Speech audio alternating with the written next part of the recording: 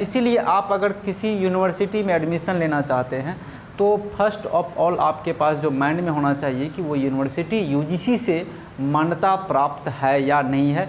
Without UGC approved कोई भी अगर यूनिवर्सिटी है कोर्स चलाता है तो वो कोर्स की कोई वैल्यू नहीं रह जाती है। नेक्स्ट की हम बात करें तो एनसीटीई, ये एनसीटीई क्या है? National council for teacher education.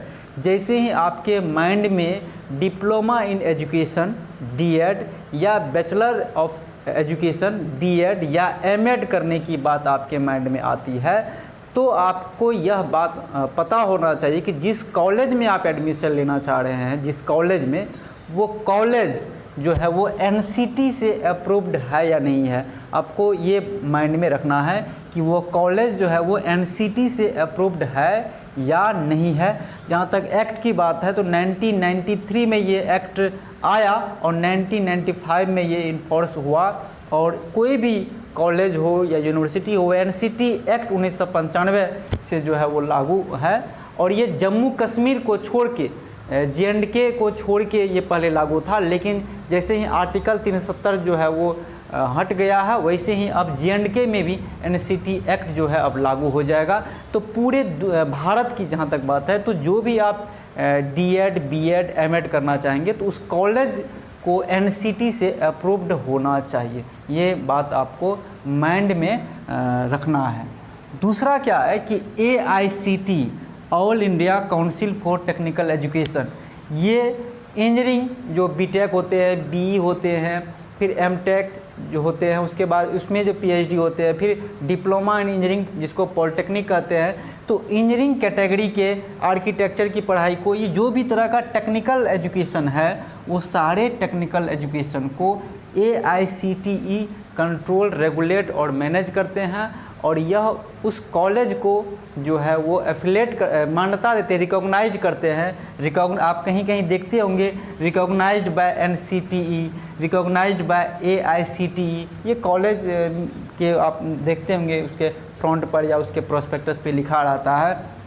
और जिस कॉलेज को ये NCTE या फिर AICTE उस अमुक कोर्स के लिए रिकॉग्नाइज नहीं करती है तो फिर वो कोर्स नहीं चला सकता है कोई भी कॉलेज।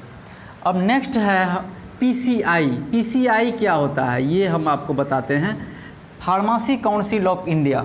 जैसे ही आप फार्मेसी के किसी भी कोर्स में, चाहे वो डी फार्मेसी हो, डिप्लोमा इन फार्मेसी, या बी फार्मेसी हो, बैचलर इन फार्मेसी, या एम फार्मेसी हो, मास्टर इन फार्मेसी, तो फार्मेसी से रिलेटेड जो भी कोर्स चलेंगे हमारे इंडिया में तो उसको जो है फार्मेसी काउंसिल ऑफ इंडिया से रिकॉग्नाइज्ड होना पड़ेगा उस कॉलेज को।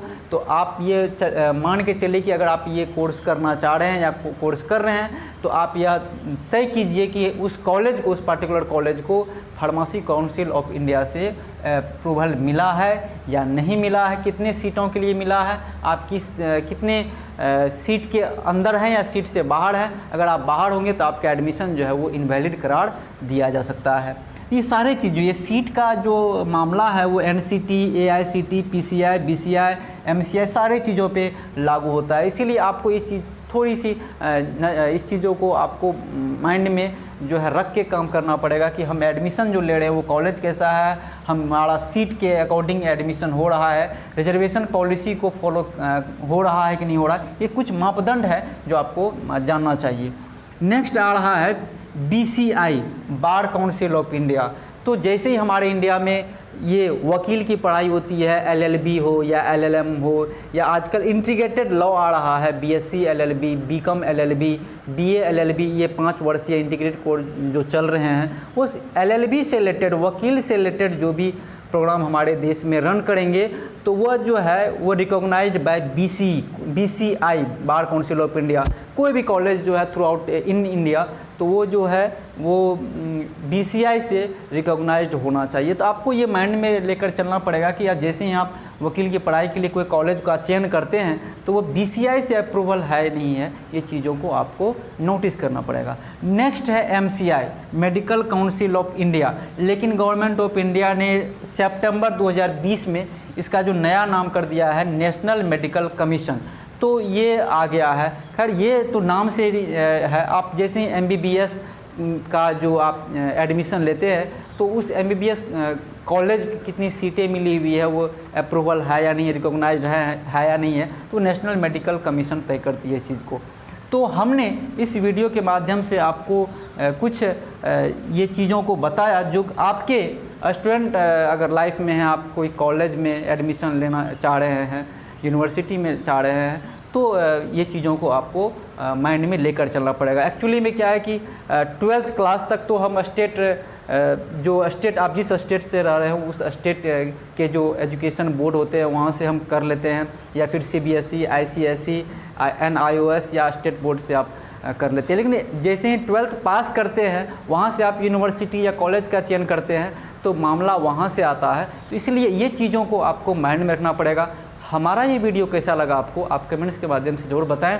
अगर आप हमारे चैनल पर पहली बार आए हैं तो चैनल को सब्सक्राइब करें, लाइक करें, अपने फ्रेंड्स को शेयर करें, क्योंकि इस चैनल पे आपको हम कैरियर से रिलेटेड बहुत सारे कोर्स के रिलेटेड बहुत सारी इन्फॉर्मेशन देते हैं। Thanks for watching this.